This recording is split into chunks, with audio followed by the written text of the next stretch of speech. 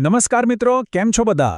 આજના આ ખાસ એક્સપ્લેનરમાં અથવા કહો કે માર્ગદર્શન સેશનમાં આપણે એક બહુ જ મોટા અને અગત્યના ટોપિક પર વાત કરવાના છીએ.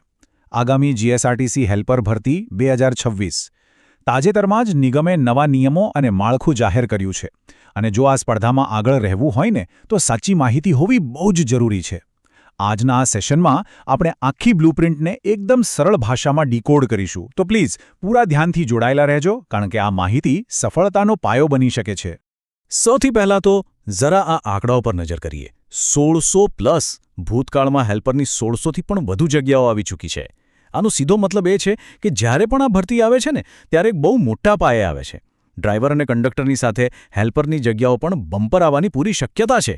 પણ હા, જગ્યાઓ ગમે તેટલી હોય, કોમ્પિટિશન તો ટફ જ રહેવાની. એટલે નોટિફિકેશનની રાહ જોયા વિના અત્યારથી જ પદ્ધતિસરની તૈયારી શરૂ કરી દેવી એ કોઈ ચોઇસ નથી, પણ એકદમ કમ્પલ્સરી છે એમ સમજી લો. ઓકે, ચાલો જોઈએ કે આજે આપણે કયા કયા મુદ્દા કવર કરીશું. આજનો એજન્ડા એકદમ ક્લિયર છે. પહેલું, લાયકાત. બીજું, 10 માર્ક બોનસ. ત્રીજું, અભ્યાસક્રમ એટલે કે સિલેબસ. ચોથું, મેરિટ ફોર્મ્યુલા. અને પાંચમું, નિયમો અને રણનીતિ. તો શરૂઆત કરીએ આપણા પહેલા વિભાગથી, લાયકાત. ઉમેદવાર માટે યોગ્યતા અને માન્ય ટ્રેડ્સ કયા છે તે સમજીએ. અહીં લાયકાતના બે મેઇન પિલર છે. એક બાજુ છે ઉંમર, જે 18થી 35 વર્ષની વચ્ચે હોવી જોઈએ. હા, રિઝર્વ કેટેગરીના મિત્રોને સરકારી નિયમો મુજબ ઉપલી વયમર્યાદામાં ચોક્કસ છૂટછાટ મળશે. અને બીજી બાજુ છે એજ્યુકેશન, જે ખરેખર બહુ કડક છે. અહીં માત્ર 10મું કે 12મું પાસ હોવું પૂરતું નથી. ઉમેદવાર પાસે નિગમ દ્વારા માન્ય કરાયેલા ટ્રેડમાં ઓછામાં ઓછો 1 વર્ષનો આઈટીઆઈ કોર્સ પાસ કરેલો હોવો જ જોઈએ. હવે અહીં એક સવાલ થાય કે ભાઈ કયા આઈટીઆઈ ટ્રેડ્સ ચાલશે? તો જુઓ, અગાઉની ભરતી પ્રમાણે નિગમે કુલ 14 જેટલા ટ્રેડને વેલિડ ગણ્યા છે. આ લિસ્ટમાં mechanic diesel, welder, electrician, fitter, Turner, carpenter એટલે કે સુથાર અને પેઇન્ટર જેવા ટ્રેડ્સ આવે છે. એટલે ખાસ ચેક કરી લેવું કે સર્ટિફિકેટ આ ઓફિશિયલ 14 ટ્રેડ્સમાંથી જ કોઈ એકનું હોય, રાઈટ? હવે આગળ વધીએ વિભાગ 3 તરફ, 10 માર્ક બોનસ. આ એપ્રેન્ટિસનો ફાયદો ખરેખર બહુ મોટો ગેમ ચેન્જર સાબિત થઈ શકે છે. અહીં સૌથી મોટો સવાલ એ છે કે આ સીધા 10 બોનસ માર્ક્સ લેવા કેવી રીતે? આની ચોક્કસ શરતો કઈ છે? એપ્રેન્ટિસશીપને લઈને ઘણા બધા મિત્રોને કન્ફ્યુઝન હોય છે, એટલે આ સમજવું બહુ જરૂરી છે. આ 10 માર્ક્સ ખિસ્સામાં નાખવાના સિમ્પલ 3 સ્ટેપ્સ છે. સ્ટેપ 1, ઉમેદવારે કોઈપણ સરકારી, અર્ધસરકારી, જાહેર સાહસ અથવા માન્ય પ્રાઇવેટ લિમિટેડ કંપનીમાંથી એપ્રેન્ટિસશીપ પૂરી કરેલી હોવી જોઈએ. સ્ટેપ 2, ઉમેદવાર પાસે national council four vocational training એટલે કે એનસીવીટીનું વેલિડ સર્ટિફિકેટ અને માર્કશીટ હોવા જ જોઈએ. અને સ્ટેપ 3, જે લિટરલી સૌથી અગત્યનું છે, એપ્રેન્ટિસનો ટ્રેડ અને આઈટીઆઈનો ટ્રેડ એકદમ સરખા હોવા જોઈએ. હવે આ સ્લાઇડ પર જે લખ્યું છે ને એ ખરેખર ઇન્ટરેસ્ટિંગ છે, કારણ કે આ એક એવી ભૂલ છે જ્યાં ઘણા હોશિયાર ઉમેદવારો પણ ગોથું ખાઈ જાય છે. આ પ્રો ટીપ મગજમાં ફિટ કરી લેજો. આઈટીઆઈ ટ્રેડ અને એપ્રેન્ટિસશીપ ટ્રેડ સેમ જ હોવા જોઈએ.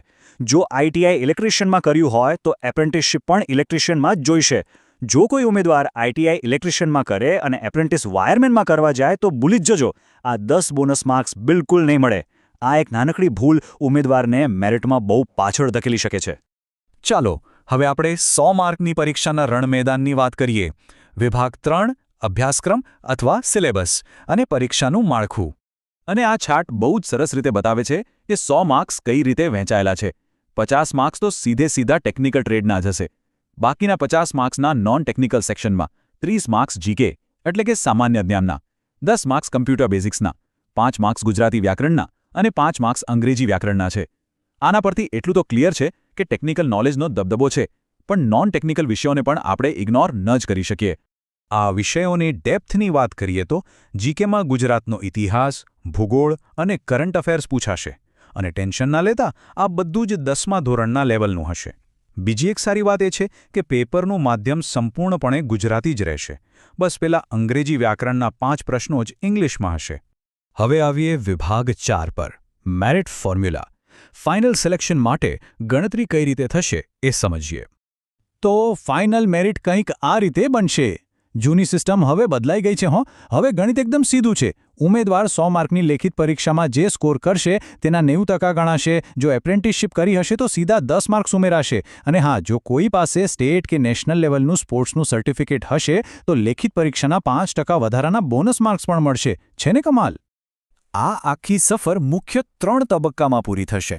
ફેઝ 1 છે 100 માર્કની લેખિત પરીક્ષા. આના રિઝલ્ટ પરથી જેટલી જગ્યાઓ હશે એના 1.5 ગણા એટલે કે 1.5x કેન્ડિડેટ્સને ફેઝ 2માં ડોક્યુમેન્ટ વેરિફિકેશન માટે બોલાવવામાં આવશે. અને છેલ્લે ડોક્યુમેન્ટ્સ અને પેલા મેરિટ ફોર્મ્યુલાના આધારે ફેઝ 3માં ફાઇનલ સિલેક્શન લિસ્ટ બહાર પડશે. હવે છેલ્લો અને બહુ જ ઇમ્પોર્ટન્ટ પાર્ટ, વિભાગ 5 નિયમો અને રણનીતિ. સ્માર્ટ તૈયારી કેમ કરવી? અહીં સૌથી ક્રિટિકલ પોઈન્ટ એ છે કે પરીક્ષાના નિયમો બહુ સ્ટ્રિક્ટ છે. પહેલું તો પાસ થવા માટે મિનિમમ 40% માર્ક્સ લાવવા જ પડશે. પણ યાદ રાખજો, માત્ર 40%થી નોકરી પાકી નથી થવાની. મેરિટમાં આવવા તો મેક્સિમમ માર્ક જ ખેંચવા પડશે. બીજું મોટું રિસ્ક છે નેગેટિવ માર્કિંગ. દરેક ખોટા જવાબ પર સીધા 0.25 માર્ક્સ કટ, એટલે આડેધડ ગોળીબાર કરવાની તો ભૂલ કરતા જ નહીં. જો કોઈ જવાબ ન આવડે ને તો નેગેટિવ માર્કિંગથી બચવા ઓપ્શન એટલે કે નોટ અટેમ્પ્ટેડ ટિક કરવાની આદત અત્યારથી જ પાડી દેવી પડશે. તો આપણી સ્ટ્રેટેજી શું હોવી જોઈએ? 50 માર્કનું જે ટેકનિકલ ટ્રેડ છે ને એને એકદમ મજબૂત કરી લેવું જોઈએ. અગાઉના વર્ષના પેપર્સ એટલે કે PYQs આજે જ સોલ્વ કરવાનું શરૂ કરવું જોઈએ, જેથી આઈડિયા આવે કે કેવા પ્રશ્નો પૂછાય છે. કરંટ અફેર્સ રોજ વાંચવાની ટેવ પાડવી પડશે. અને સૌથી અગત્યનું, નોટિફિકેશન આવે ત્યારે છેલ્લી ઘડીએ દોડાદોડી ન થાય એ માટે કાસ્ટ સર્ટિફિકેટ અને NCVT માર્કશીટ જેવા બધા જ ડોક્યુમેન્ટ્સ આજે જ એટલે કે અત્યારે જ ભેગા કરીને રેડી રાખવા જોઈએ. તો શું ઉમેદવારો 2026ની આ શાનદાર GSRTC હેલ્પર ભરતીના પડકારને ઝીલવા માટે ખરેખર તૈયાર છે? તૈયારી આજથી અને અત્યારથી જ શરૂ કરવી પડશે. આ ભરતીની દરેક નાની મોટી અપડેટ, સ્ટડી મટીરિયલ અને સતત ગાઈડન્સ મેળવવા માટે અત્યારે જ ટેલિગ્રામ ચેનલ @સરકારી સાહેબ સાથે જોડાઈ જવું જોઈએ. આ ચેનલ પર તૈયારીને ધારદાર બનાવવા માટે એકદમ સચોટ માહિતી મળતી રહેશે. આશા છે કે આ એક્સપ્લેનરથી પૂરેપૂરું માર્ગદર્શન મળ્યું હશે. બસ તૈયારી ચાલુ રાખો અને લક્ષ્ય તરફ આગળ વધો. All the best.